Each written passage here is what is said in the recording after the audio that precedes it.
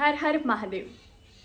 શ્રાવણ મહિનાના 5 દિવસનું proper diet તમે કર્યું હશે। છઠ્ઠા દિવસનું ડાયટ કેવું હોવું જોઈએ આજે તેની વાત કરી લઈએ। છઠ્ઠા દિવસે તમારે ડાયટમાં સૌથી પહેલાં મોર્નિંગમાં લેવાનું છે અજમા અને જીરા વોટર।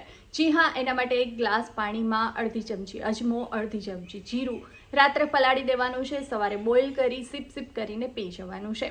ત્યાર પછી આવશે બ્રેકફાસ્ટનો સમય। બ્રેકફાસ્ટમાં આજે આપણે લઈશું ખાલી ફ્રૂટ્સ। તમે 100 થી 150 ગ્રામ ફ્રૂટ્સ લઈ શકો છો, તમને જે પણ પસંદ હોય।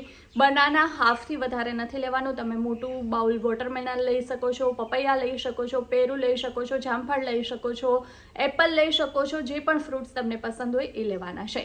મિડ મોર્નિંગમાં આજે આપણે લઈશું 1 મુઠ્ઠી ડ્રાય ફ્રૂટ્સ, જેની અંદર 3 થી 4 બદામ, 2 કાજુ, 1 થી 2 ખજૂર, 1 અંજીર અને 4-5 કિસમિસ એ રીતે તમારે લેવાની છે।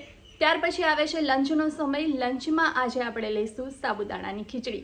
જી હા, તમને લોકોને ખૂબ મન થયું હશે, કારણ કે ફાસ્ટમાં સાબુદાણાની ખીચડી ના હોય એવું કેમ બને। પણ એક વસ્તુ યાદ રાખજો કે એની અંદર બટેટા નથી નાખવાના અને સાબુદાણાને આપણે ખાલી 1 મુઠ્ઠી સાબુદાણા લેવાના છે, બાકી આપણે વેજીટેબલ્સ એડ કરવાના છે ને એ રીતે ખીચડી ઓછા તેલમાં, બિલકુલ ઓછા તેલમાં તૈયાર કરવાની છે અને 1 ગ્લાસ છાશ એની સાથે લેવાની છે। પછી આવે છે મિડ ઇવનિંગ। મિડ ઇવનિંગમાં આજે આપણે લઈશું રોસ્ટેડ મખાના અને પીનટ્સ 1 મુઠ્ઠી। તમે આરામથી બેસીને ખાઈ શકો છો, એની સાથે ગ્રીન ટી, બ્લેક ટી યા બ્લેક કોફી, તમને જે પણ પસંદ હોય।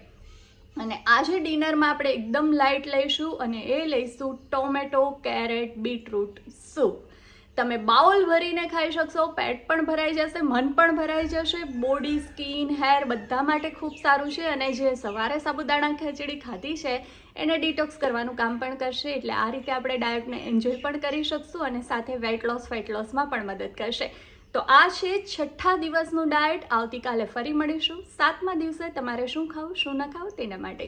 હર હર મહાદેવ।